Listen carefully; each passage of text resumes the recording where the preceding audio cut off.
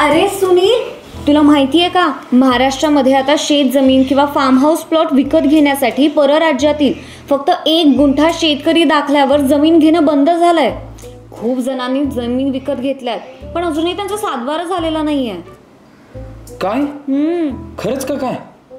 अरे यार, मी आत्ताच एक शेत जमीन शेती आणि फार्म हाऊससाठी विकत घेतली होती. आणि एवढंच नाही, त्याच्यासाठी टोकनही दिलंय. आता खूप टेन्शन आलं यार, काय करू काहीच कळत नाही. हो बरोबर आहे, पण तू काळजी नको करूस. खूप लोकांना अजून नाही माहिती आहे काही. पण मग आता काय करायला पाहिजे? अरे इको लँड बँक रियालिटी आहे ना, ते देतात महाराष्ट्रातील 11 गुंठ्यांची जमीन सातबारा उतारांसह, ऑनलाईन रजिस्टर आणि तेही कायदेशीर कागदपत्रांबरोबर.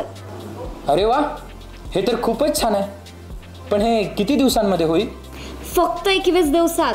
मग तू कुठे पण ॲग्रिकल्चर लँड किंवा फार्म हाऊस प्लॉट विकत घेऊ शकतो, तेही बिंदास डोळे झाकून. मस्तच. आता तर हे खूपच छान झालं. तर मग वाट कसली बघताय? आजच संपर्क करा इको लँडमार्क रियालिटी. तुमच्या स्वतःचा सातबारा आणि शेतकरी दाखला मिळवा फक्त 21